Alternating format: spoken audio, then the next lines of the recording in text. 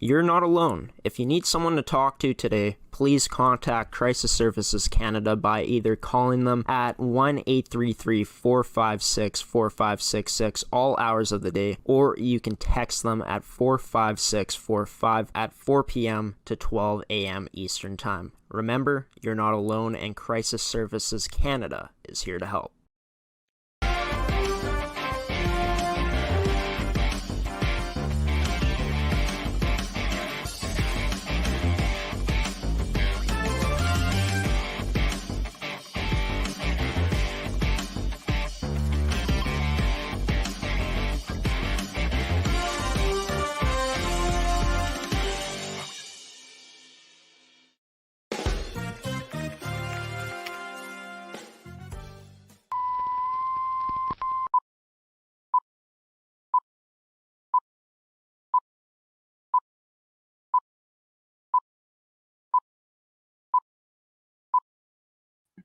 Good morning, everybody, and welcome to this edition of Rise and Shine Manitoba on ASTV Productions. I am your host, Graeme Forsyth. This edition of Rise and Shine is brought to you by AETI, Evolve Green, and Smiley Worms. We got a good show in store for you guys today. Just a heads up before we start, Gordy Tummelson was unable to join the show this week due to bad internet connection. So what we're going to do is we're going to have those problems sorted out next week and have them on for next week's show. So no Pilot Mountain Hockey Academy talk in today's episode, unfortunately, but we got some great guests joining us. As always, Harry Siemens is going to join the show here to start things off on the Farm Report to talk about the latest developments, the latest stories happening in agriculture. Then we're going to talk some soccer.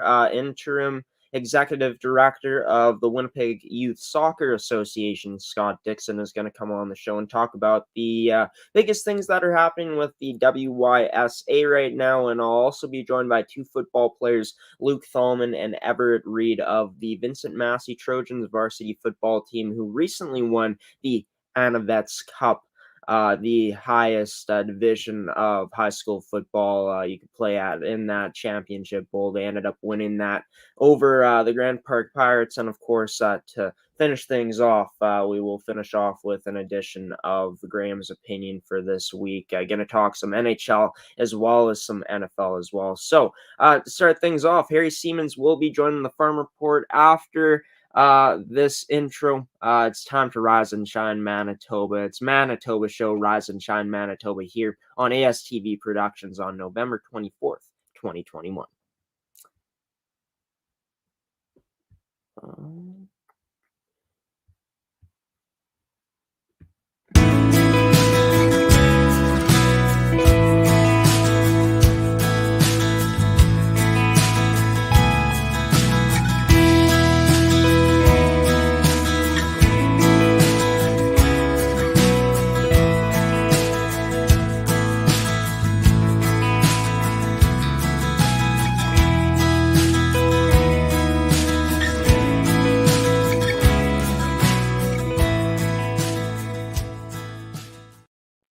And from grain markets to carbon pulses and to engineers from Iran, Harry Siemens is going to talk about it all and much more here on today's edition of the Farm Report on Rise and Shine Manitoba. The Farm Report brought to you by Wolf Enterprises. And as always, on these Wednesday mornings, Harry Siemens joining the show now. Harry, great to have you on the show once again for this week. I got to start off by asking you, how has your day been going so far? How's your morning been so far on this Wednesday? You know what? It's been great. I think I'm almost recovered from my COVID experience back in the beginning of October. So, you know what? Things are good. Just a thing before we get into farming and agriculture. Someday when you have a moment, like a half an hour, let me tell you about my experience in my fastball days. Secondly, more importantly, I umpired over 1,500 ball games. And someday I would like to talk a little bit about that for the simple reason it was quite an experience.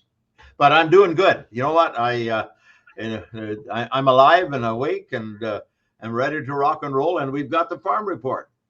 Yeah, of course. Always great to start off our editions of Rise and Shine Manitoba with the Farm Report. And I might have to take you up on that, Harry, getting you on, maybe not for the Farm Report, but talking about your Sure. days of umpiring fastball, which would be pretty awesome to hear your experiences there. But let's start off with an update on a story that you were talking about last week. I know that you probably have more info on it now, but the update on the pea plant that you were talking about, Well, the right now we've got that major flood event in British Columbia, and it's shut down roads, it's shut down railways.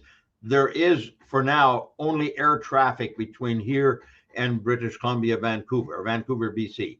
And so that has a major effect. We haven't seen a lot of things about, because it seems like it may be temporary in the long run.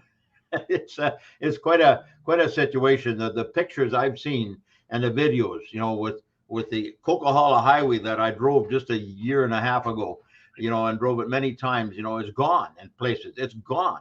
And railway cars were lying down at the bottom of the gully. I mean, this is serious stuff. So I've had a chance to visit with the Mary Jane Bennett, who's a consultant for the railroads in British Columbia, and then also with the Jonathan Breedger, who's with Left Field Marketing, a grain marketing company on behalf of farmers. And when I talked to him last week, I think Friday, it was basically like, it's too early to see what the effects will be.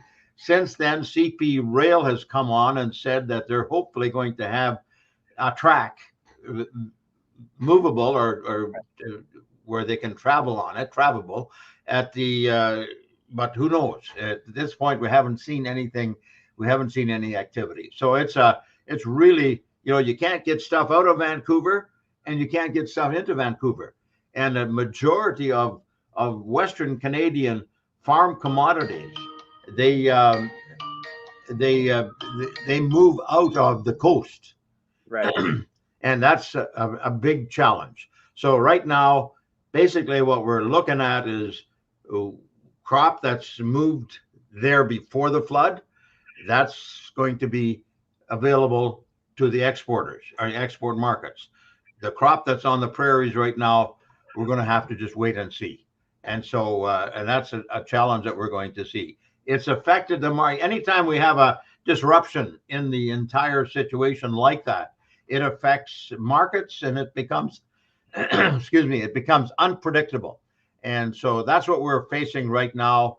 And I'll talk about it a bit more at the end with my tip for the week for farmers. But yeah, it's a real challenge at this point, and we're going to have to just wait and see. The challenge for us is basically moving product. Yeah. But at the same time, the challenge for the people that are living in situations where everything's gone. I mean, everything's underwater. Merritt, BC, I visited together with my wife many times. We stop in at a very good Starbucks. All of that's underwater. And so it's a really terrible situation, and somewhat man-made from a standpoint that they have a lake that there is no way of getting that water out of that lake where Abbotsford, BC and those places are on, except pumping. So they got pumps running day and night in order to, the water's coming in on one end and they got to pump it out at the other because the dam broke. And so that's the situation that we face right now. And somebody asked me, well, how come there can be so much damage? We don't have it. Well, must remember, water comes from higher altitudes where it rains in the mountains and it just starts to wash with a tremendous force of nature. Here on the prairies, we just have little incline or decline, and water flows pretty quickly and can cause damage. But over there, it's caused major catastrophe for the local people, especially. Yeah, and prayers out to everyone there that's been affected by the floods, just the travesty that's happened there in British Columbia. Hoping that they're able to get through it and able to get through this. But looking at it, Harry, you talked about the grain markets. You told me on text yesterday that was something you wanted to talk about. The grain markets in lieu of the floods on the West Coast. Dive a bit more into how much the grain markets are being affected. Well, at this point, it's really too early to tell exactly what will happen. I haven't seen major movement on the grain markets. I think everybody's kind of holding still. The key thing is for farmers to continue to be in conversation with their buyers. You know, the elevator grain companies that handle the grain, and then to just keep looking. So the markets are, just kind of hanging in there. They've come down a little bit, but at the same time, it's still an interesting situation for farmers as to what is going to be happening there. So, yeah, that's all I can really say with the grain markets. Now, talk about carbon impulses. You were talking about that yesterday as some of the things that you wanted to talk about. Talk about exactly what you meant by that. What's going on with carbon impulses? Well, we've got all this discussion going on about carbon taxes, carbon credits, and carbon. That we're emitting carbon and causing climate change and all of that. That's not what I'm getting into. This discussion is about how do you see it working as far as pulse crops and farmers and where they will fit into this. And I had a chance to visit with his name is Dennis Tremorin from the Pulse Canada, the organization that oversees pulses, everything other than soybeans. The soybeans have their own association. This has to do, and he says, yeah, I can. And here's the transcription of the interview I did with Dennis. He says, I can speak to that. He says, Harry, it's kind of my specialty. At the end of the day, when we talk about how people measure carbon emissions and greenhouse gas emissions from agriculture, the major greenhouse gas from crop production is tied to fertilizer. Manufacturing, especially nitrogen fertilizer, is a fairly intense process, requires a lot of natural gas. The second element that we consider is when we're applying these fertilizer to soils. We know there's a gas called nitrous oxide that's emitted. When we're growing crops like pulses that are effectively fixing nitrogen from the air using inoculants and soil bacteria, we are eliminating that from the cropping system for a year. And it has to do with peas and lentils and faba beans. And that reminds me, the other thing I should have told you about, they had a gala opening of the pea plant at Portage la Prairie, Roquettes. And I had a chance to be part of that on last week, Wednesday, right after our show. And it was a gala. I mean, it was a 1 hour gala. I mean, nobody could attend. It was all via Zoom. And yet there's a plant that will be processing 125,000 tons of peas every year. The plant costs probably $500 to $600 million. That's $500 million. A plant that will employ 120 people at Portage la Prairie. It's huge. Like that's huge. And so, but the biggest challenge that they will have is getting the yellow peas that they need to process. And from that plant, they basically process pea powder. It's protein powder.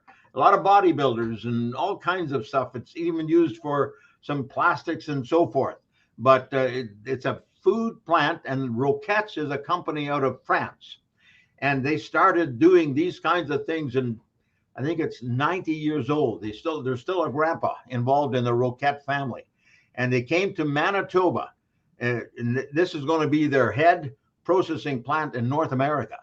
And so, number one, we're really favored to have that plant here. Number two, it's going to create some good economic activity. The challenge that they will have is to get enough peas of the quality they need in order to make their processing possible. Because here in the Red River Valley, we don't grow peas for the simple reason it gets too wet sometimes, even though last year wasn't the case. And peas like it a little drier. So they have to get them from northwestern Manitoba, also from Saskatchewan, and then we'll see that they'll have enough. But you know what? That's a real good news story. The thing is that it's all about protein and plant protein, I should say, plant protein. And so it was quite an event. And then we had a news conference with the three top officials of Roquette, and and it was really interesting. I learned a lot from those things. And yes, even at 75, Graeme, I still learn every day something. But that's the whole aspect of it. So when we talk about how good the peas, the fava beans, and the lentils are, and the soybeans are just as good for the land. They do the same thing. It's just that the fella I was visiting with, soybeans aren't part of their bailiwick at this point. It's a separate association in Manitoba, and so the more pulses we grow, according to the people that seem to know, the better it is for our climate. But we've been doing that for years, and so the farmers are looking to cash in on. Yeah, I know I get calls from all over. The farmers are looking to cash in even things that they've done in the past. But right now, the federal government, when it comes to carbon taxes and those kinds of things, are not taking into consideration what the farmers have already done as it comes to zero till and minimum till and those kinds of things. But hopefully some of that will change. Yeah, for sure. And just going to be awesome to see, what this plant grows into. The pea plant over there in Roquette. A lot of protein is going to be produced by them. But one more thing before we get into your, tip of the week here. You talked about a engineer from Iran. Precision farming is where she's from. What she does is Mina and talk about her. Right. Mine, and I won't pronounce her last name. Her and her husband are from Iran, and I met her on LinkedIn, and so I had a chance to meet with her this past Monday. And they're engineers, and they're starting a company that will deal with precision farming. It's a new system of drone using groups of drones to take the measurements of field conditions for farmers. And that's all I'm going to say about it. I just wanted to mention it was such a pleasure to meet with her. And the next time we're going to meet together with her husband, so I'm writing an article on it, because you know what? Here's a young couple with a 1.5-year-old boy here from Iran, and they're starting a business in Manitoba. And you know what? It's quite exciting. So I will have more on that in the future. She was very concerned that I not write anything before she had a chance to see it. So I have to be careful about not saying too much, for the simple reason English is their second language. And so all the technical detail stuff. So that's, my hat's off to, and I forget her husband's name, but to Mina. And so we'll talk more about that in the future.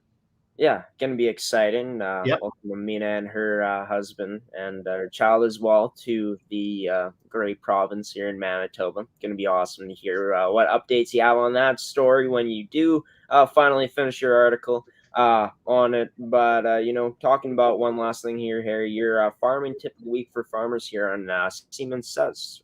Harry Siemens farming tip of the week for farmers here on November 24th.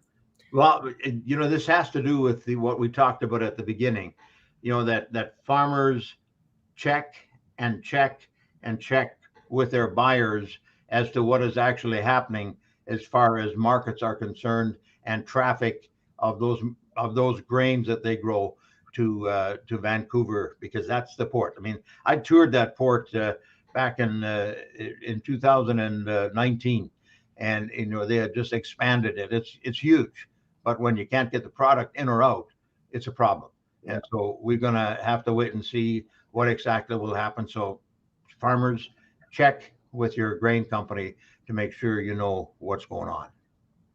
Yeah, and another great tip from Harry Siemens on Siemens Says on the Farm Report. Harry, thanks so much for coming on the show as always. The next time I'll see you is, I believe, it'll turn to the next month. December 1st is, I believe, the next time we will be talking. Right on. Crazy how the year just flies by here, already getting into the last month of the year very soon here. But until then, Harry, you stay safe, continue to cover, like you said, you're continuing to recover from COVID-19. stay safe out there. And you know what? I'm excited to hear what we'll be talking about next week on the Farm Report. You bet. Me too. I don't know. We'll find out. Yeah, we'll find out next week. Right on. Take care. Keep up the good work, Graeme. Thanks, Harry. I appreciate it. And Harry Siemens on the Farm Report here, the weekly Farm Report on Rise and Shine Manitoba show, brought to you by Wolf Enterprises. The Farm Report is, and yeah, my apologies, folks. I did it yesterday in Coffee with Graeme and that other show that I host here on the network. I did it again today, where I had to itch my nose, had to grab a paper towel because for some reason my nose has gotten a bit more itchy lately. Might be time to take off this mustache, shave it off, when December rolls around. But that's gonna have to wait and see for that next week. We got more content on Rise and Shine coming up here on Manitoba Show. Coming up next, we're gonna be talking some soccer, something we haven't done in a very long time. Winnipeg Youth Soccer Association Interim Executive Director Scott Dixon will be joining the show to talk about some of the biggest things happening with the Winnipeg Youth Soccer Association and how's it been going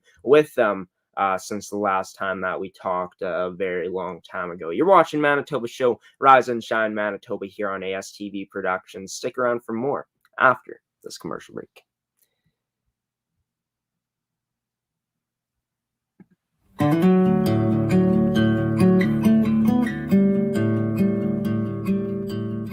Hello, my name is Loretta Mitchell, owner of Evolve Green.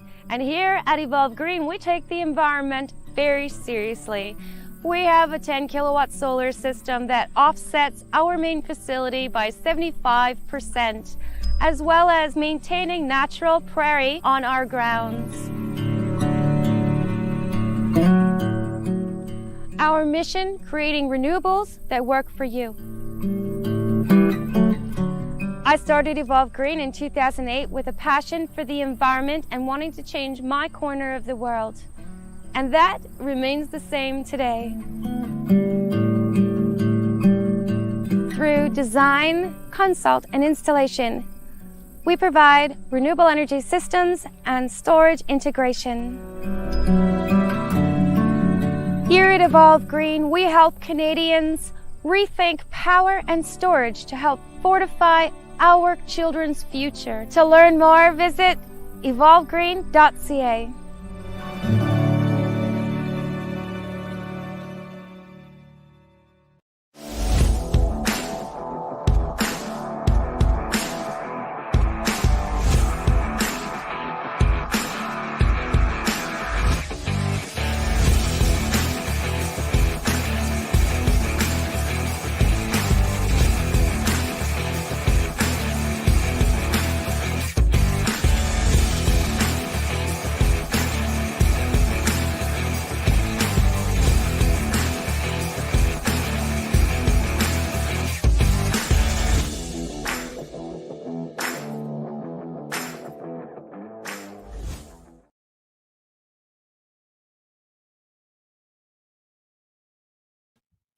And welcome back to Rise and Shine Manitoba here on ASTV Productions, everybody.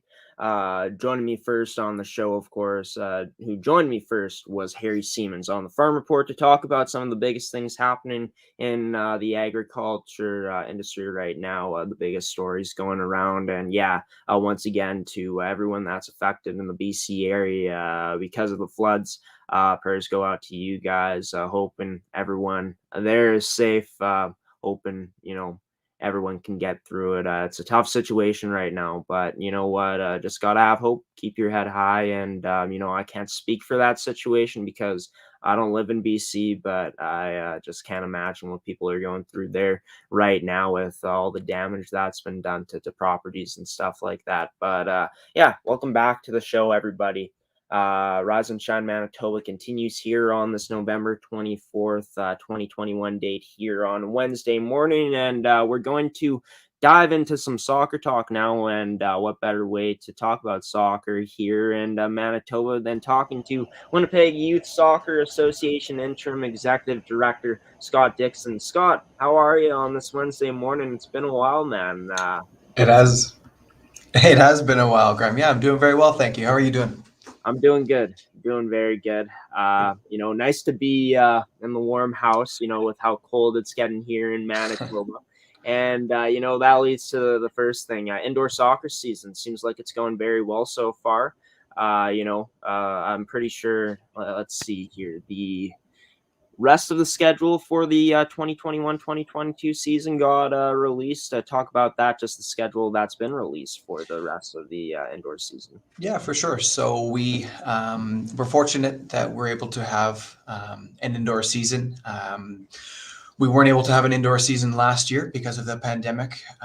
The decision was made to cancel, along with so many other sports as well. So of course we weren't the only one that was affected. However, very, very fortunate and proud that we're able to put on an indoor season this year. We've got kids that were chomping at the bit to get back to some sort of normalcy, with the air quotes up there, right?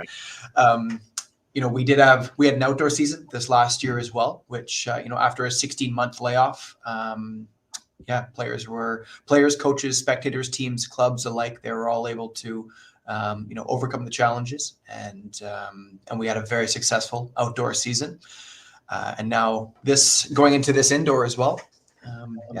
Everything is going very well. We're able to play out of the WSF North and South facilities, two world-class facilities that we have here in our backyard. We're very fortunate to have them, and as you had mentioned, a little bit cold outside, so we're able to play inside, which is pretty nice here. So able to provide programming for the kids who want to get out there and play and who love the game. So it's been it's been a great start to it, and we're hoping to be able to keep it moving forward. Yeah, and speaking of, the indoor season, the facilities that you guys got, I read on Twitter that history was made for the first time ever. The WYSA indoor season match you guys had when played on a full-size field. Talk about where that was and just how significant this step for the association to take. Absolutely, yeah. Thank you for bringing that up too. Due to overall team registrations and lower numbers than in previous seasons, coupled with the commitment to the Winnipeg Soccer Federation and working with the clubs that we have here as well, we had some time available and the opportunity to be able to provide a full field match during the indoor season here as well. So I think it was incredible for the players to be out there and to play on a full size pitch. During the indoor season. During outdoor seasons previously, we have had matches played at indoor facilities. However, this was the first time for an indoor season. So we're hoping that we can, build momentum off of this and then continue to move the game forward. Yeah, for sure. You mentioned, programming that you guys got. Talk about some of the programs that you guys are going to be running here outside of the indoor leagues, if that's happening in that area of things with the association. Yeah, so we not only do we have our indoor leagues right now, we're offering recreational and a Premier League during this indoor season. We also administer a high school league as well. We've been running the high school league for quite a few years now. Originally, when I first took over, I think we had about 8 teams. We've grown it to now this year, I believe we have 37 teams in our league, boys and girls. We actually do a premiership and a championship, promotion, relegation halfway through the season, which is a really neat thing to be able to provide. And one of the reasons we do that is we want to try to provide the best competition that we can. So if there's, a team that maybe is doing a little bit better than some of the other teams in their division, they're able to be promoted, or vice versa. If a team, is needs to play in the championship as well, we allow that opportunity for them to be able to move up and move down. So our high school league, we're very proud of our high school league. You can see now that our office is actually at the WSF South facility as well, we're able to see some of the high school matches here as well. And you can just see the love for the game and the passion the kids have when they're on the field. Yeah, that's awesome, and great that you guys give these teams an opportunity to either move up a division if needed or move down a division if needed, because you want that highest compete level in all leagues as much as possible, right? But something that I found cool I really like the name of this one. It's the return of the Golden Boy Indoor Soccer Tournament. That's going to take place in February from the 17th to the 21st. Registration opens on November 30th. So coming up here, I believe next Tuesday, that would be at noon at 12 p.m. Just talk about how great this is to have this tournament return here in 2022. Absolutely. Yeah. Thanks for bringing that up too, Graeme. We are extremely excited to be able to have our Golden Boy return. Obviously, again, with last year, with the pandemic happening, we weren't able to have a season, which meant we weren't able to have a Golden Boy too. But our last tournament that was held in 2020, we had a record 176 teams. We have teams coming from out of province, from Manitoba's own, all the way from Minnedosa to Thunder Bay Chill, Lakehead Express, Kenora. We also have teams from Saskatchewan, Eastside Club FC Regina, and also teams from Alberta. Even in 2022, we actually had teams coming up from the States as well. There's a couple clubs that sent some teams up there. And this tournament is always a fantastic opportunity for our clubs to see different competition as well, right? I think that's one of the key factors is why our teams want to keep on entering this tournament. We do a great job of running the tournament and providing fantastic competition for all ages. The tournament is going to be it's open to all sanctioned clubs this year, and it's going to run from U9 to U18, recreational, premier, and developmental. And yeah, we are extremely excited to have this tournament back. Tournament times are one of my most enjoyable times working for this association. It's just great to see everyone, come together. And of course, we will be abiding by, provincial health guidelines, capacity limits, and all, and which I know that we're going to be touching on as well. But to make the tournament not only enjoyable but safe for everyone as well. Yeah, and before we get into, those restrictions, which we will touch on, like you said, in just a bit here, but you talked about how you're allowing all sanctioned teams to join this tournament. How huge is that to be able to, grow it in that aspect, to have, even more teams joining this tournament this season? It's fantastic. It does nothing but promote the sport. It promotes the game in the province here as well. I think our clubs, academies, teams alike have always done an incredible job of participating in events that we've had. So with the out-of-town teams coming as well, there's a reason why they want to keep on coming back as well.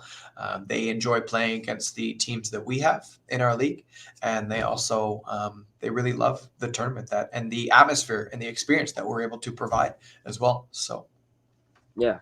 Great to hear. And, diving into restrictions now, the newest restrictions released by the Manitoba Soccer Association put out pretty recently talk about, the effects of those restrictions that they'll have here on soccer and, not only Winnipeg, but Manitoba as well. Yeah, that's a great question. In order to offer soccer programming here in Manitoba during the indoor and outdoor seasons, we've relied and adhered to the announcements coming from the Manitoba Soccer Association, who, in consultation with provincial health authorities, Sport Manitoba, and other governing bodies, they've provided the framework and protocols to allow sport to continue. I don't think it was too much of a large shock that this latest announcement was coming as well, just given the current trends and the overall impact of the pandemic.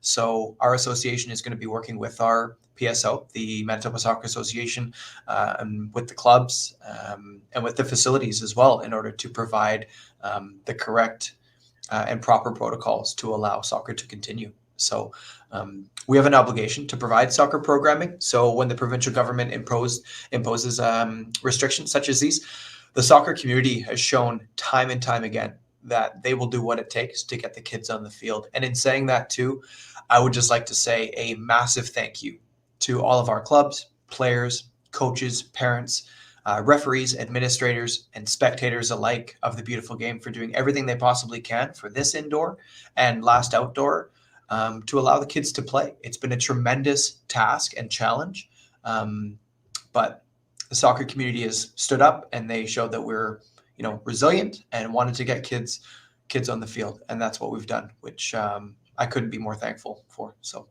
Yeah, it's awesome to see that people are following suit and, doing everything they can to, in their power, because of course things are out of people's control, as we have seen here in the last 2 years with the pandemic. It's good to see that people are, taking things into their own hands and doing what they can do. And in this case for soccer, just like you said, allowing you guys to play, in your words, the beautiful game. I think of hockey more as a beautiful game because that's my favorite sport. But I know that soccer is Yeah. referred to as the beautiful game. So, Fair enough. last question here for you, Scott. Talking about a award winner, the CPL Volkswagen Community Change Maker Award winner. Let's get his name here. I'm not sure if it's a girl or a boy, but Galocha Boru. My apologies if I pronounced that name wrong, but just dive into that, what that award is and why it was given to Boru.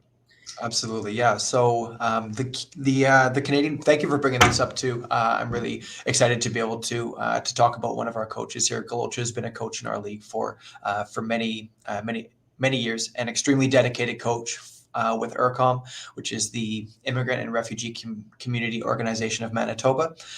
He's proved time and time again that he's a champion, not only for newcomers to the city, but for all other marginalized groups as well. The Canadian Premier League, in partnership with Volkswagen Canada, they began a nationwide search on August 12th, I believe it was, ending in October, the end of October, for change makers in communities across the nation, who really are committed to driving the sport and who want to make a change in their community and who seek to make a lasting impact for generations to come as well. And there was, I believe, 3 finalists that CPL Volkswagen ended up choosing from, and Galocha was rightfully awarded this award as well. In speaking with Galocha, he's such a champion for youth, and one of the things that I really appreciate about Galocha's mentality as well, and how he wants to move the sport forward, is soccer is kind of secondary in a sense as well, because the things that really mean the most and make a lasting impact are the relationships and the trust built with the youth as well. Soccer can be kind of a vehicle to get there in a sense, but he's shown time and time again that soccer is a passion of his, and it's apparent from chatting with him that there's a lot more outside of the pitch that truly is cherished and means a lot. So we couldn't be happier for Galocha to be presented this award, and very, very deserving for sure. Yeah, for sure. From what you've said, like a man that seems to care about the game, but other things outside of the game that are just as important. To congratulations to Galocha Boru for winning that award. Scott, a lot of fun talking to you on this Wednesday morning. Thanks for coming on. Great to reconnect again, since it's been such a long time since the last time. You continue to do the great things that you're doing, as well as all the members of the WYSA, and we'll talk again in the future here on Rise and Shine Manitoba, I assume very soon in the near future to come. I look forward to it. Thank you very much, Graeme. Great connecting with you again, and we'll chat soon. Of course. You take care, Scott. Have a good one, man. You too. And cut Scott off there when he was saying bye to me by accident. My apologies to Scott, but Scott Dixon, Winnipeg Youth Soccer Association interim executive director. That's the title they have for him on the website. Joining the show here on this Wednesday morning. Great to talk about some soccer again. And yeah, just some great things that are happening right now with the Winnipeg Youth Soccer Association. Talking about the indoor season and, the return of a tournament like the Golden Boy Indoor Soccer Tournament, talking about the restrictions as well. And talking about Galocha Boru, the CPL Volkswagen Community Change Maker Award winner. Coming up after the commercial break, I'm going to dive into segueing into the next interview, the final interview on this edition of Rise and Shine Manitoba. 2 kids that I used to coach in a sport. I'm pretty sure it was volleyball when I was at Belleville. Yeah. they played on the same volleyball team. I actually coached some volleyball back then. Wasn't very good at that. I was the assistant coach. My buddy at the time, Spencer Choi Paul, was the head coach. But I had a chance to coach these boys. Always knew they were great at football just by looking at what they did in the schoolyard and stuff, playing catch, just looking at the talent there, looking at their Instagram, just how they won in flag football and stuff so many times. And now they are high school football champions, winning the Anavets Cup with the Vincent Massey Trojans. I'll get into more of that before the interview starts, right after this next commercial break, here on this edition of Rise and Shine Manitoba show on ASTV Productions. Stick around for more after this commercial.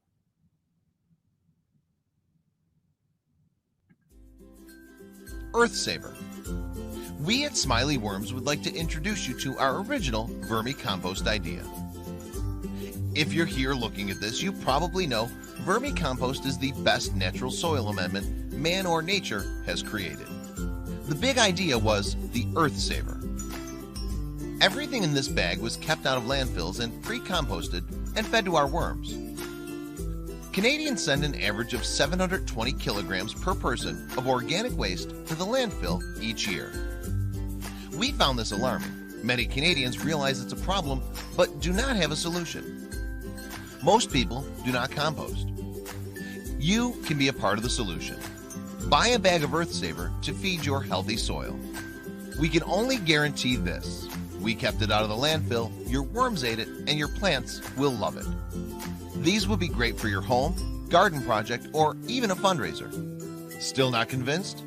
Send us an email. We'll send you a free sample. You'll love it. This is work and product we're most proud of. One last thing. We're located in Manitoba. If we're too far from you, contact us anyway. We may know someone. Worm farmers are awesome breed.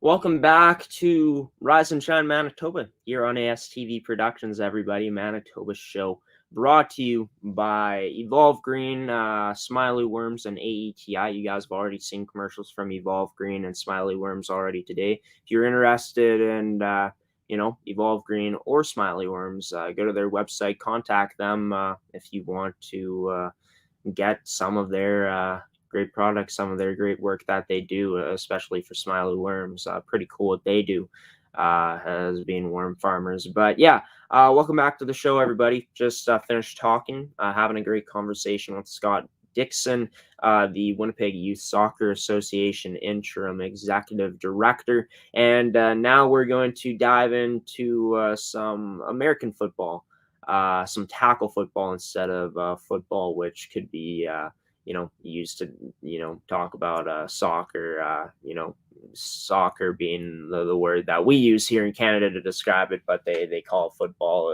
as well in many parts of the world. But talking about some tackle football now, as mentioned before, going to be talking to two players on the Vincent Massey Trojans. They were seniors this season. Going to be talking to two kids that I actually used to coach in volleyball.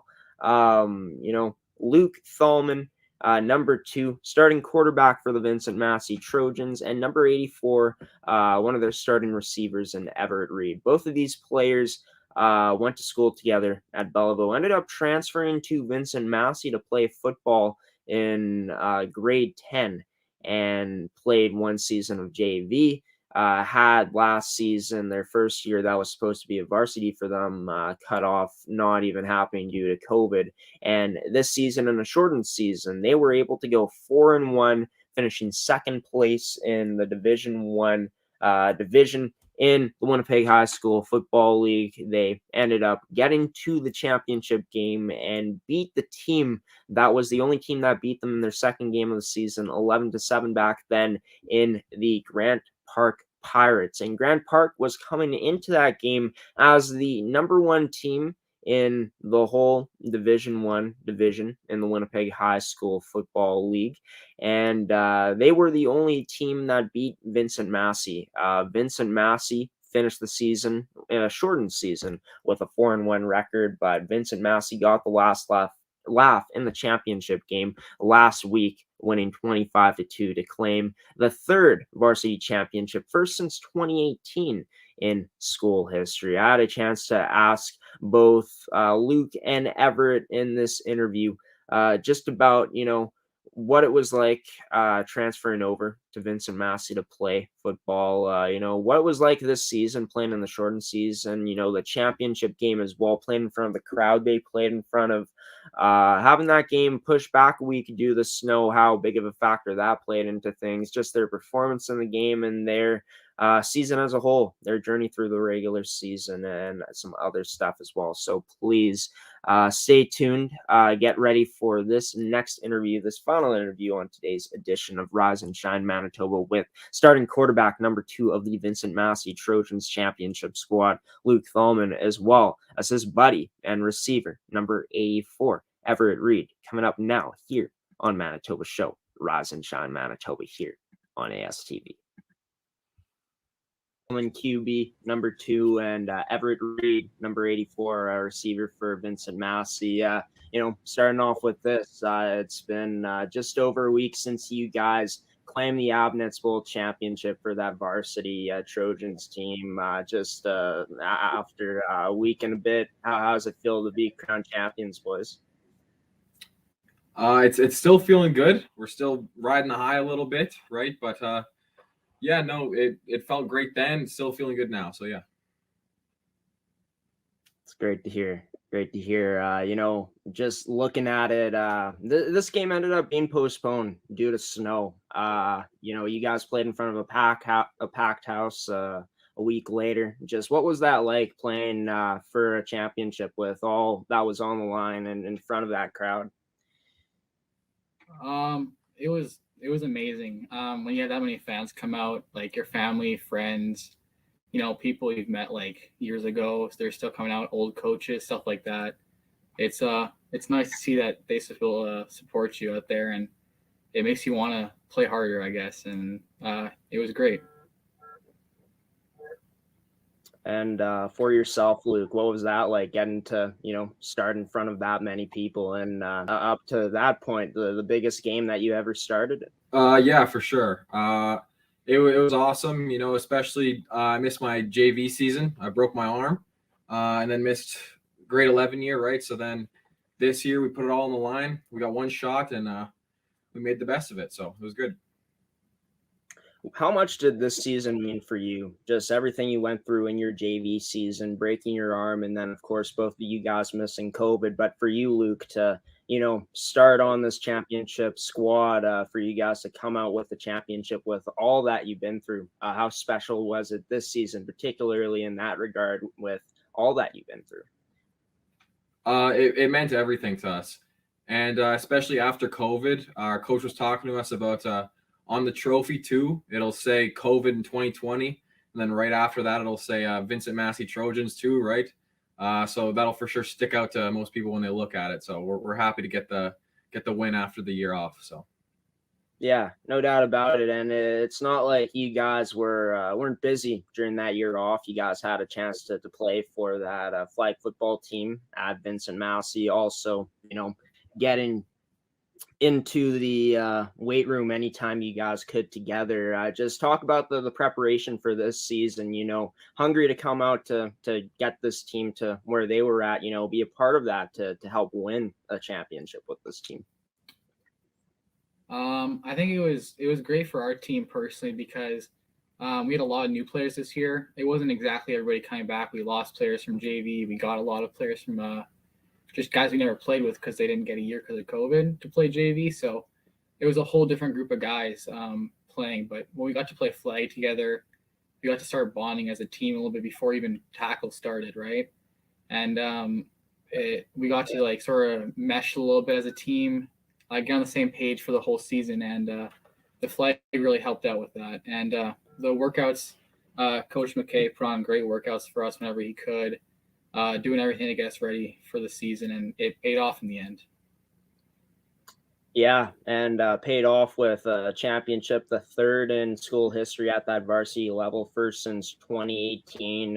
Talk about it, how this game got postponed due to the snow. Gave you guys more time to prep for this Grand Park Pirates team that gave you guys the only loss of your season in your second game of the year in the regular season. Talk about, how huge that was for you guys, how much of a factor that the week of the game being postponed, how it got pushed back a week, played into you guys having the success that you did out there in that championship game against the Pirates.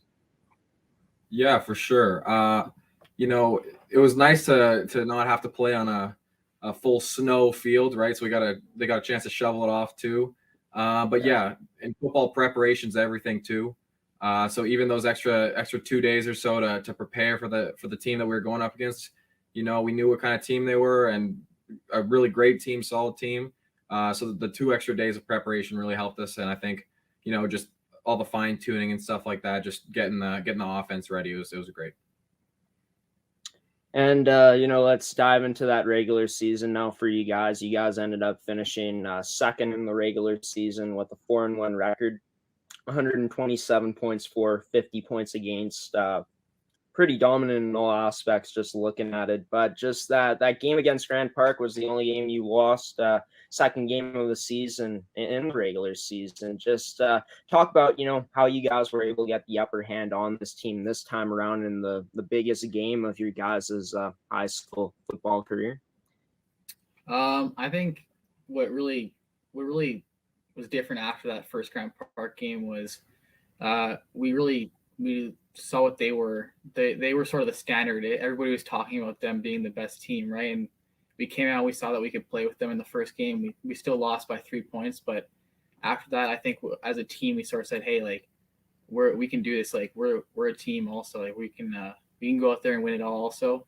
And we just kept getting better and better after that game, I think. And the team knew where we wanted to be at. That was the finals, the champions, and we knew we could be there after that game. And we just kept getting better and better after that game.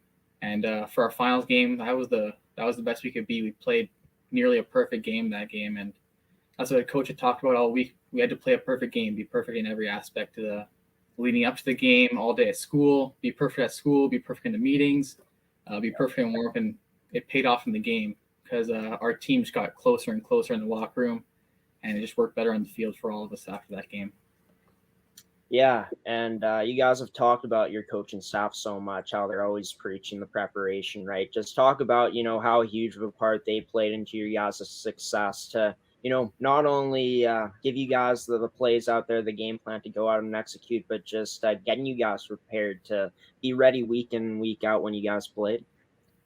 Yeah, coaches on our team were great. Head to toe, all of them were awesome. As a coach too, especially for them, we all think we put in a lot of work as some high school student athletes, but they even this is just just an extra thing for them, right? So just to come out and donate their time to us means the world to us, and we really appreciate that. Well, let's dive into the championship game more. You guys ended up beating Grand Park pretty dominantly, 25-2. The defense only letting up 2 points, not even letting up 2 points, but you guys giving up a safety. This defense putting up an amazing performance. Just talk about what it was like seeing this defense come out and play the way that they did in that game to help the team get the championship win. I want to say first that our coaches on defense put on a great game plan. We've been running a scout team all week against the defense, and the defense was just learning all week. And I think as a unit, we just got so much better on defense for that week just because of the coaches. They put in such a great game plan that week, and they do every week. But it just seemed there was so much more preparation for this week against Grand Park that our defense was firing from play one. Play one was a sack. So I think we came out hot on defense, and it was no looking back from there. And I think the whole year our defense had been dominant. I think we barely let up any points in any game I guess we played, but we just had such a great bond on defense. So such a resilient defense that it was bend but not break. We never snapped on defense, and we never let up a million points. It was a great team effort in the championship there, and I think the defense was amazing that game, especially since Grand Park is such a great team. Yeah, and just looking at the stat line here, getting this information off of Global's website, the defense forced 2 safeties early in this game. Caleb Beeson scored a touchdown with the pick 6 in that first half, and of course they also forced a fumble and recovered it in the second half when they were in your guys' red zone. But moving over to the offensive side of things, Luke, I was able to see the highlights. You made some big plays with your legs early on in that game. Ended up connecting with Everett with a huge strike to put you guys, within the 5 in the Pirates' red zone. Of course, running back Siju Bedundren scoring 2 TDs, of course, punching them in within the close to the goal line. But just talk about how you and Everett in that game particularly were able to get to connect for some big plays out there to allow your team to set up for those potential scoring plays that you guys capitalized on. Yeah. That game in particular was a big run game too. We had a good game plan, right, to go out there, run the football until they couldn't stop it, and then hopefully that'll open up some shots. Me and Everett connected on a big one to get us down to around the goal line, and CG punched it in. But yeah, the whole game, our O-line and CG played great. The whole game, the field was slippery and wet too. There was a mist coming down, right? Ball was wet, so even all of them, we just had to pound the rock, and that's what we did too. Opened up a big play, so we got down to the goal line, and then but offense executed on a high level, especially in the first half too. We knew that's what we had to do to win, and then we got it done. So. Yeah, and you guys talked about, how the game plan was really good from the defense to, neutralize this Grand Park Pirates offense. Talk about, how you guys prepared as an offense, what the game plan was like for you guys to be able to come out and execute like you did all game long against this Grand Park Pirates team. Well, we knew that Grand Park was really aggressive on defense. They're a really physical team on defense compared to a lot of other teams. But I think we sort of flipped that around in this game, and we came out and we said we're going to be the hammer, not the nail. And we pounded the rock right up the middle a couple times, off tackle a bunch, and it was our O-line was opening up big holes. CG was going through them and just running people over. And I think that was the game plan. We knew it was going to be some rough conditions. Obviously, it wasn't too terrible, but in the first half it was raining or misting, and that's sort of what you got to do when it's like that. And I think we went there and we were physical, unlike any other game this season we'd played. And it really paid off for us. I think we just came out there with the mentality, like, we're going to go to this, we're going to run here, and there's nothing you can do about it, sort of thing. And our O-line did a great job of executing that also. Yeah, and Siju, of course, scoring 2 of the 3 touchdowns for the team. Great game by running back Siju Bedundren in that championship win for you guys. But just that moment when that final whistle blew, signaling that you guys were champions, just take me back to that moment when the whistle blew for the final time in that game, and you guys were able to hold that trophy.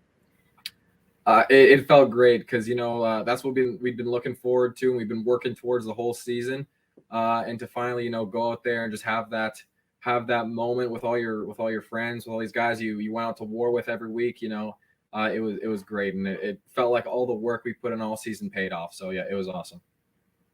And of course, you guys done playing football now with Vincent Massey. I assume this was your senior season for you guys this year. Yeah. So I mean, that was it. Finishing off with the championship. How cool is that? Just knowing that in your final season, in your senior season, you guys were able to finish it off with a bang. Well, Coach always talked about us early in the season, all throughout the playoffs. It was, we want to end on our own terms. We want to go out on our own terms, right? You don't want to lose in the playoffs and be done without knowing it. So going into this game, we knew, hey, we got a chance to go out on top and go all the way to the last game of the season and win it. And it was great knowing that we didn't have to go home all sad and go out on somebody else's terms with them winning and lifting the trophy. So it was great knowing that we finished the season strong when it counted in the playoffs. And I did notice that, obviously it was a shorter season this year due to, just starting later due to COVID-19. But nonetheless, great for you guys to finish it off. But in terms of that, just having a shorter season, did that kind of change the way you guys looked at things at points, knowing that there wasn't much room for error for you guys to slip up because, there was so little games on the schedule this year? Yeah, no, it was really important to, go out there and play our best every week.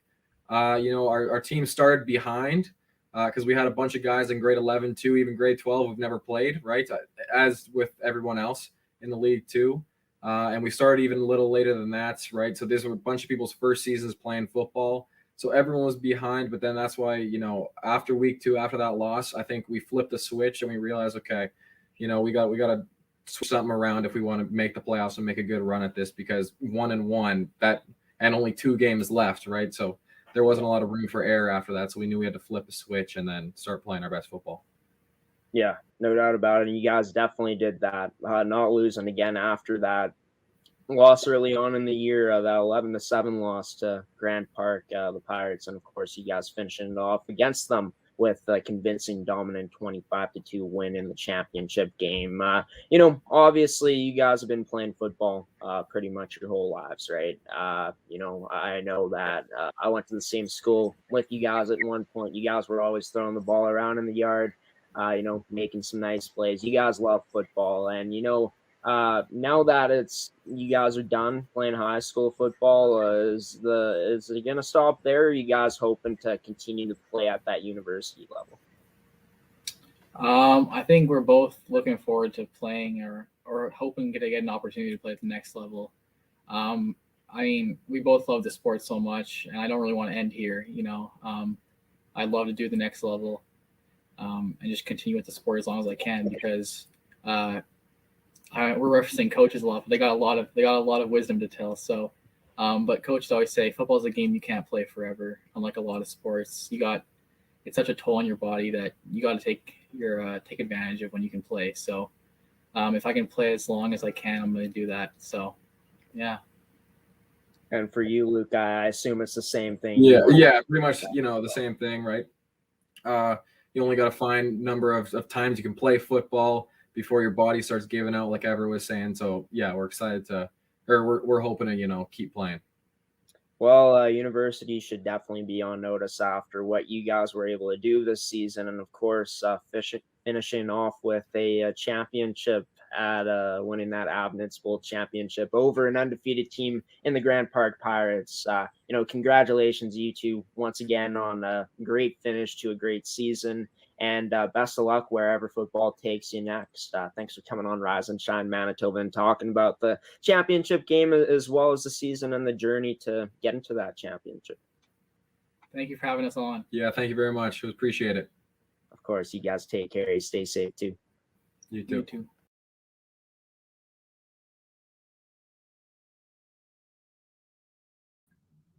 Sorry, my mic muted there, folks. Like I was saying, Luke Thalman, number 2, starting quarterback of the championship 2021 Anavets Anavets Bowl winning team, the Vincent Massey Trojans, and number 84, Everett Reid, wide receiver for that championship team for Vincent Massey, joining the show on last night on Tuesday evening in a pre-recorded segment. And just want to clarify one thing.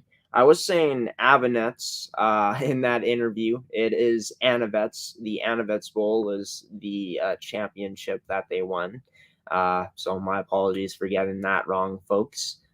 Slip up there by me in that interview, as I had in my head that it was Anavets, not Anavets. But yeah, coming up after the commercial break, I'm going to be diving into my segment, Graeme's opinion, talking about the Jets' 3-1 loss against the Pittsburgh Penguins, Canada Life Center on Monday evening, as well as talking about why I think my favorite running back in the league for my favorite team, the Indianapolis Colts, Jonathan Taylor, should be in the MVP conversation at this point in the season, as well as talking about how atrocious some of the reffing has been in the NFL this year. That's coming up on Manitoba Show, Rise and Shine Manitoba, here on ASTV Productions. Stick with me for more after this commercial.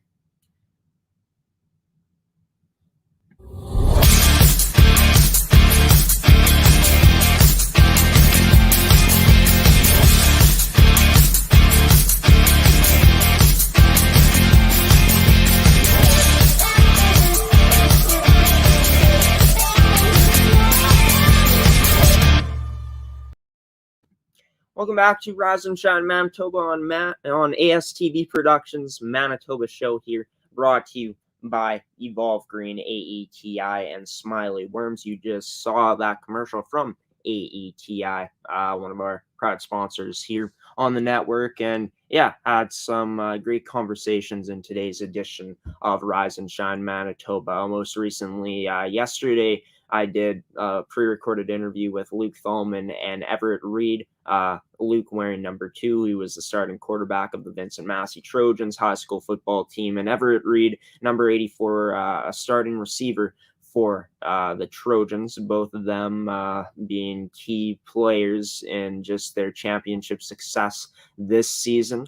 And yeah, finishing off the year in the Anavets Bowl against the only team that beat them, the Grand Park Pirates, and getting revenge on them, ending the Pirates' quest for their first ever varsity high school football championship, with the Trojans winning their third ever varsity high school championship with that win, first since 2018 with the convincing 25-2 win last week at Eastside Eagles Field in front of a packed house. And now we're going to, I'm going to get into my weekly segment here, Graeme's Opinion, starting off with the Winnipeg Jets 3-1 win on Monday over the Pittsburgh Penguins 3-1 win over the Winnipeg Jets on Monday evening.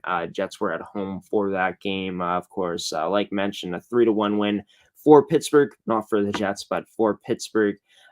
Shots in that game ended up being 36-31 for the Penguins. The Jets opened up this game with the first goal of the game in the first period with a goal by Dominic Toniato. And yeah, after that, the Pens scored 3 unanswered, 1 in the second and 2 in the third, one of them being an empty netter. But let's get into it here on Graeme's Opinion, just the pros and cons of this game for both teams. Looking at it, let me just get this overlay up here for you guys, and then we'll get into it. Okay, let's get started. For the Jets, let's start off with them. For Winnipeg, good offensive zone play I found in this game for the first 40 minutes at the very least. Good puck movement, worked it well down low with give and goes. Did a good job of taking what was presented to them in the zone. I also thought that they had good patience with the puck. Nikolai Ehlers displayed some good puck patience out there. Really, being patient with the puck and waiting for passing lanes to open up, getting shots on net as well. Got to check the stats of how many shots he had. So looking at it in that game against the Penguins, how many shots he had exactly. 3 shots on goal for Ehlers in that game. I was forgetting that off the top of my head. But yeah, I also thought that the Jets were really good at pressuring the puck carrier, active sticks, and constantly moving their feet. I think that was on full display on that goal generated by that fourth line. A great shift that led to Tony Nato getting that goal. Had traffic in front. Tony Nato, moving his feet constantly in the zone there, getting a pass from Neil Pionk and able to bury that one top shelf. But looking at it, the Jets, displayed that they had a good possession with the puck in that period. That led to them outshooting Pittsburgh in the first 11-5. Of course, they had 14 shots in the second period as well, even though the shots were even then. And looking at it, I'm going to show you guys a graphic here of just how the Jets were able to, take what was given to them and also break into the house, the red zone area, if we'll call it that, in that game. just looking at it, if you guys can see this graphic here, going to pause it here. Now, look at this. These circles signify the shots. A lot of shots from the point from the Jets. They were really doing a good job of getting into the points and getting shots from there, as well as getting rebound chances and from those points, from those shots from the point, and getting shots on net, rebound opportunities. Also, the giving goes down low really opened up the space in the slot area, made Pittsburgh commit down low at times, and then the Jets had some chances there to score. But, looking at it, taking away this graphic for just a moment, the Jets get on zone exits and zone entries throughout the first 40, speed, finding the open man and not forcing things, generating speed to break into the zone through the neutral zone, as I found Pittsburgh was pretty lax there, especially in the first 20 minutes. They really shored that up as the game went along, though. Good goaltending as well from the Jets. That's another pro from them. Helly stopped 33 of 35 shots he faced, even though he ended up getting the loss. I don't think this was on Helly, and the 2 goals that were scored against him, I really don't think it was his fault. Just an absolute snipe from Jason Zucker when the Jets defense got sucked in down low, did a bit of puck watching, and I found that, on that second goal, obviously a deflected shot going off of a stick and going top shelf, beating Hellebuck. But looking at the Penguins now, a good forecheck, talking about their pros from the second period on, generated more pressure as the game went along, created turnovers, which led to more scoring chances, broke through the Jets defense, their defensive zone coverage, being able to get to the front of the net and get a lot of chances there, especially in close. And we'll pull up the graphic once again here to show you guys, just looking at it, a lot of traffic generated in front there from a lot of shots from the Pittsburgh Penguins. Not as many from the point as the Jets had, of course, but a lot of stuff, in those prime scoring areas for the Penguins in that game. Hellebuck was sensational, though. Tristan Jarry was also sensational. That's another pro for the Pittsburgh Penguins. Jarry stopping 30 of 31 shots. And another thing that I found Pittsburgh did well is just getting more pressure in all areas of the game as it went along. Tightened up the neutral zone in the third, especially made it really hard for the Jets to break in and generate some momentum heading into the zone. And they also tightened up the D zone play as they attacked the Jets, more urgency and active sticks as well. Now, looking at cons for the Jets, didn't play a full 60 minutes, outshot heavily 17-6 in the third. I think that just signifies how poorly they played in the third period. No credit taken away from Pittsburgh, but I found the Jets in that period failed to do the little details really well. Puck watching in the D zone led to the first goal of that game, especially that second goal as well. Looking at it, just Brendan Dillon not taking away the stick of the defender, not stepping up, just kind of, lazily trying to poke check that puck away. And then that resulted in that shot from Zucker ramping up, his stick and going top shelf. And, just looking at it, not boxing out the Pens in close and not as clean on the passes as they were in the first and second period.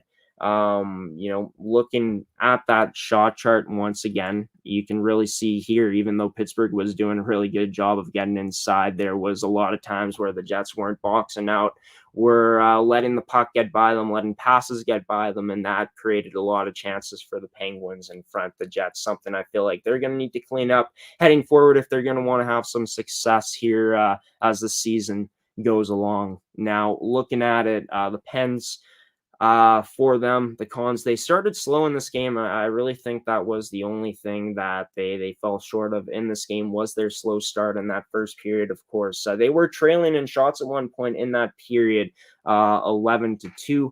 But then, of course, they ended up getting 5. They couldn't sustain much pressure in those first 20 minutes, didn't have much puck possession, no urgency on the forecheck as well, or in the neutral zone, really made it easy for the Jets to break out and for the Jets to be able to, move freely throughout the neutral zone. And looking at another con for the Jets was that second pairing of Pionk and Dylan.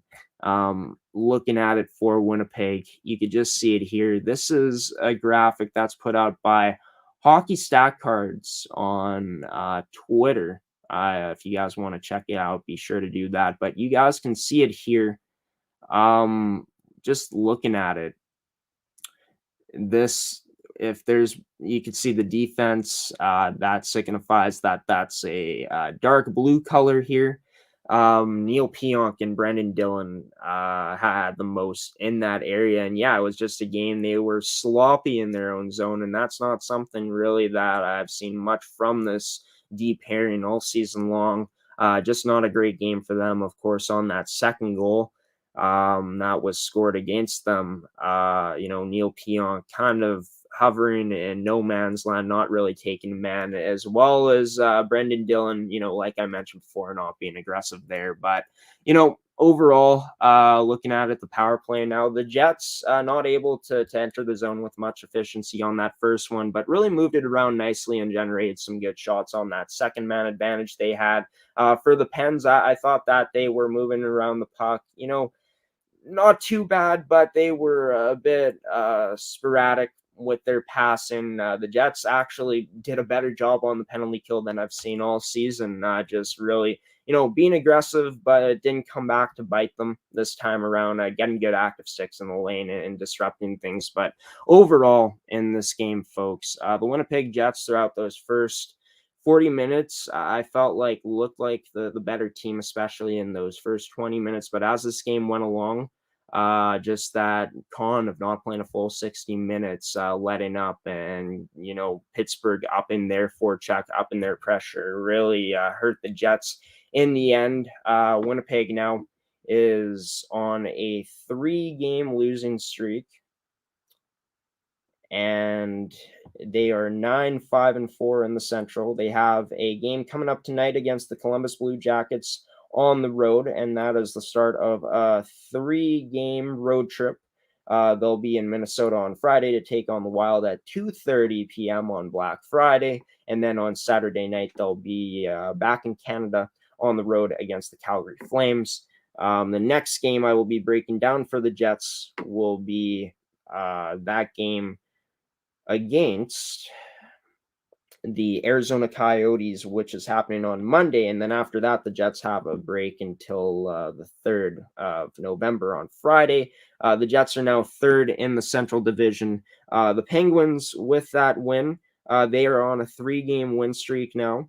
They have now beat the Montreal Canadiens on the road, 6-0. The Toronto Maple Leafs back on Saturday, 2-0, and then finishing off that Canadian road trip with a 3-1 over the Jets. They play next tonight against the Vancouver Canucks. Then Friday at 6:30 p.m. on the road against the Islanders, Saturday against the Canadiens, and then against the Flames on Monday as well. And they got a lot of games against Canadian teams coming up.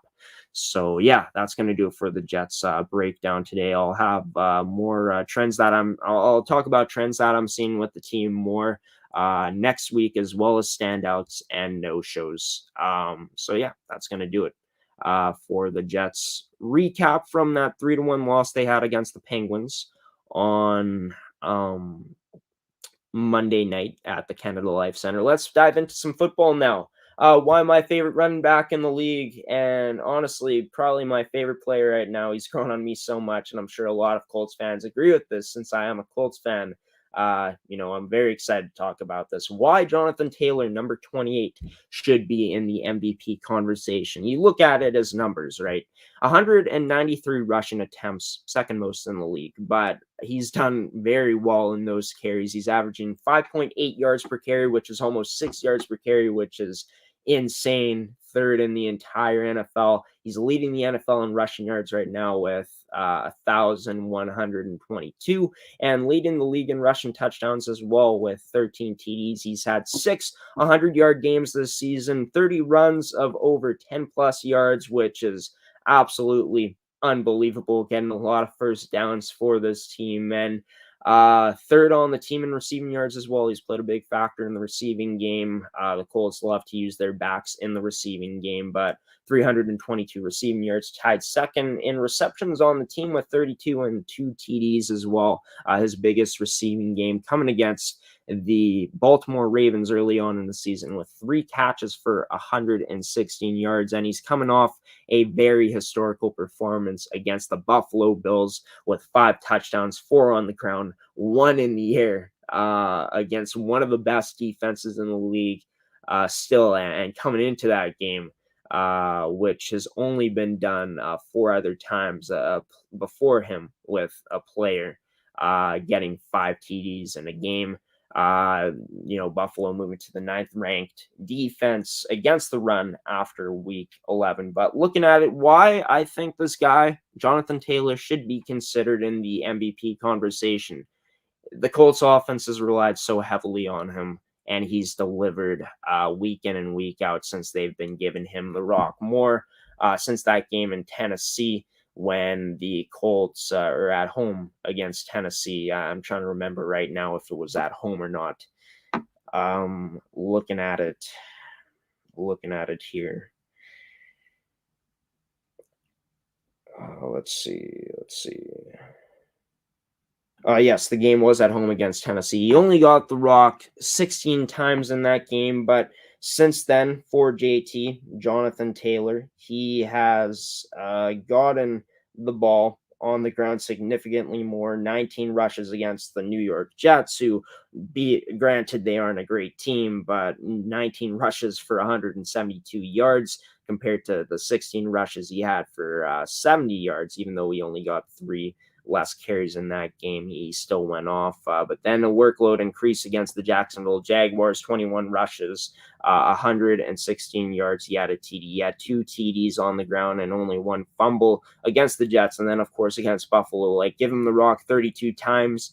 He's going to rush for 185 yards and put up 4 TDs on the ground. Also got it done receiving as well. But just goes to show that this Colts offense is going to be leaning heavy on them. They're 6-5 now. They're in the race to make a wild card spot, hoping they can somehow catch Tennessee and win the division as well. But if the Colts are to make the playoffs, he's going to be the biggest reason why. And I feel like that's just an MVP performance right there if he's able to, carry the load like that offensively. Second point here, he is currently the most valuable player at the position in the league right now. Now, I'm still going to say Derrick Henry, just by the pedigree and just by what he did this season, is, give him the right. He was the best back in the league. But Jonathan Taylor is honestly making a very good case, even with Henry out of the lineup, because Taylor still has less touches than him, even though that Henry hasn't out for the last 3 games, and he's going to be probably out for most of the rest of the season. But Taylor is the most valuable player at the position right now, and he's carrying this team just like Derrick Henry has carried the Tennessee Titans. And I just feel like this is a QB award usually, but no QB in the league is really having a crazy season. You look at the Mahomes, sure, he's leading the league in passing yards right now, and he was my MVP to start off the season, but I will admit he's been too inconsistent to win that award. Tom Brady, he's been great this season. TB12, the GOAT. He is leading in a lot of categories in passing right now, but you just got to look at the inconsistency of, even though he's throwing a lot of touchdowns, he's also thrown a lot of interceptions as well. There's not really anybody that's having a Aaron Rodgers-esque season as he did last year, winning the MVP. And just with how wide open it is this season, with how wide open the NFL is, how there's not really a dominant team. There's not a team that's going out there and dominating week in and week out. There's been a lot of what's the word here? A lot of parity in the league, and there always is in the NFL, but why not let that open the door for a running back to be able to potentially win this award? And if Jonathan Taylor continues the success that he's had, in my question, there's no reason why this guy can't win the MVP. I think he's a front runner right now for Offensive Player of the Year, but for right now, yes, I think Jonathan Taylor, unbiasedly, looking at it, what he's done with less carries than a Derrick Henry, even though he's been out.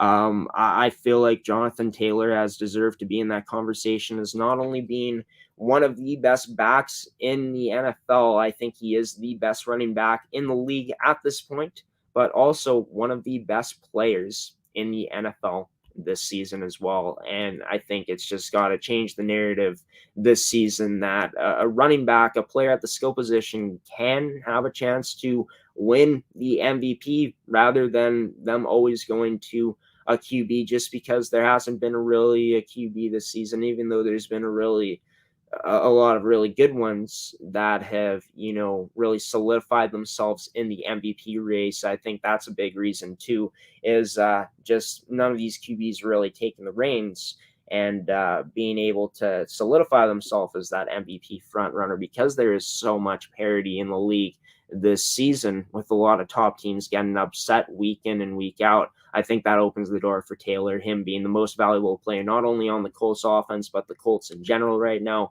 and the most valuable running back in the league as well. So yeah, that's my take for Jonathan Taylor on why he should win the MVP. Ending off with a rant here on Rise and Shine Manitoba on this edition of the show. Why the reffing has been absolutely horrible in the NFL this season. We've all seen it. If you watch the NFL this year, the reffing has been as bad as I can remember it being. I've heard people even saying it's worse than 2018, and we all know how that went, how atrocious the reffing was then. But I was watching the Chiefs and the Cowboys game on Sunday, and Clyde Edwards-Helaire gets a shovel pass from Patrick Mahomes in the red zone. He goes in, he points to the defender as he's walking in. He gets a taunting call for that. NFL. What? Why? He just pointed at the guy. I know it's cheeky. I get that. But to give him a taunting call for that, I guess it does fall under that category, but I just feel like that's so weak. And then there was another one that happened that was a blatant taunting call after it happened. But you got to take into context the situation that happened before. I forget what happened, but there was a Dallas Cowboys player. I forget what player on the Chiefs it happened to, but a Dallas Cowboys player takes this guy, rips him to the ground so badly by the face mask and throws him to the ground. And the refs don't call that, but then they call it taunting. I get it. The taunting call, was a taunting call in that case, but that would have never happened. It probably would have happened, but you got to call that face mask, that blatant disrespect, that dirty play that happened there when that Chiefs player got thrown to the ground. And honestly, I would have been taunting the guy too. My emotions would have been high if I was an athlete. You just threw me to the ground by a face mask. That is blatant disrespect. And just looking at it this year, there was I forget, there was a holding call in this in the Bears and Pittsburgh game, and the guy barely held the guy. It was just insane. It's just the calls have been so inconsistent. They're calling stuff that shouldn't be called, and then they're missing stuff that should be called. The rough in the passer situations in this league too. I understand it. You want to protect your QBs. You want to do that. Because seeing starting QBs in this game is stars a guy like Patrick Mahomes, Aaron Rodgers, talking about a player specifically like Lamar Jackson, because I'm going to bring up this example because this is what happened. But these guys are stars. I get you want them in the game, but if the guy barely touches the guy and makes contact, even though he makes contact after the ball is thrown, even way after, there's no way you call that a rough in the passer penalty. Come on, man.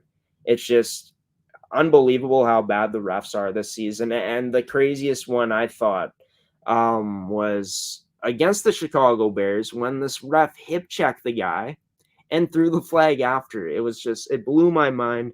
Those are some of the calls I found have just been terrible in the NFL. And honestly, it's going to, ruin the game with just how bad, how over, cautious they are about the rules in this league, especially about the taunting calls. Like, there's a reason why the NFL is a no-fun league. Like, calling Clyde Edwards-Helaire for pointing at a guy and calling that taunting, like, yes, I guess it falls under that category, but like, let it go, man. That's so weak. Like, I'm all for, the right calls being made, but this just hasn't been it this year in the NFL. It's been kind of hard to watch when I've been able to watch. But yeah, that's going to do it for Graeme's opinion here on Rise and Shine Manitoba show. If you enjoyed today's episode, be sure to leave a like, leave a comment, share it as well. If you enjoyed this edition of Graeme's opinion, be sure to leave a like, leave a comment if you enjoyed it. What we should cover next, what I should cover next on the segment next week. If you guys want to see me rant about something, if you guys want to see me talk about, a situation happening in sports, or just happening in life in general, I'll say this. First off, I'm never talking politics. That's a road I never want to go down, or social justice issues, unless it does involve sports. But that's something that I don't really want to touch on. But if you did enjoy Graeme's opinion today, leave a like, leave a comment, and share it as well to your friends and family, your followers, if you want. And yeah, that's going to do it for Rise and Shine Manitoba. Manitoba show will be returning next Wednesday at 10 a.m. Central Time. You can catch it on our Facebook at ASTV Productions, on our Twitter at Amateur Sports TV, as well as on our website at astvproductions.com. Be sure to check in on our social media platforms like our Facebook, our Twitter, and our Instagram at ASTV Productions to see who those guests will be leading up to Wednesday next week. We'll be posting the promo on all three of those platforms on sometime next Tuesday. But until then, folks, I've been your host of Rise and Shine Manitoba, Graeme Forsyth, signing off now. Also, I want to thank the guests before I end off today's episode. Just got to remember that.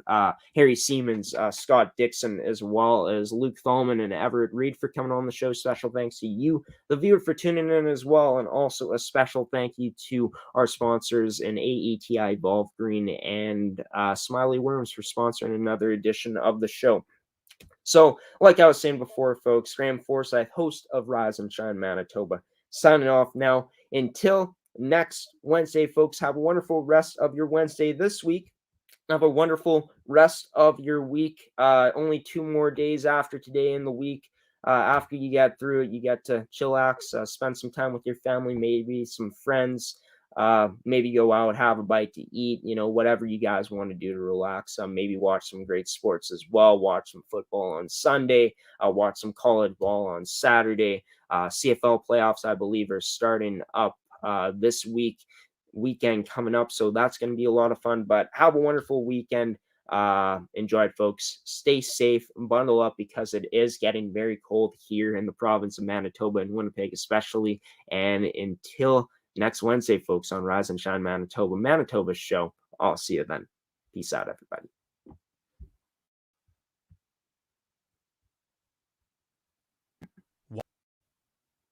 Why go solar?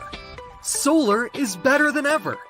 Our revolutionary design and inverter equipment with the latest in solar panel technology for the ultimate in-home and business security. That's right, I said security. Grid security and security of your home are linked. Fortify your future today with a battery backup system. No maintenance, quiet running. Did you know in Manitoba, grid-connected, off-grid, and battery backup systems are 100% right off in the year you purchase for any company or farm? Do you want to back up your internet, keep your tills running, and the lights on? We can install a system that is right for you with battery backup fully capable of taking on all those essential loads and keeping you running. When you call our experts at Evolve Green, ask about getting your free energy audit today. Call or email today to find out what system works best for you. 1-866-5-EVOLVE or support@evolvegreen.ca. Also, be sure to check out our website at www.evolvegreen.ca.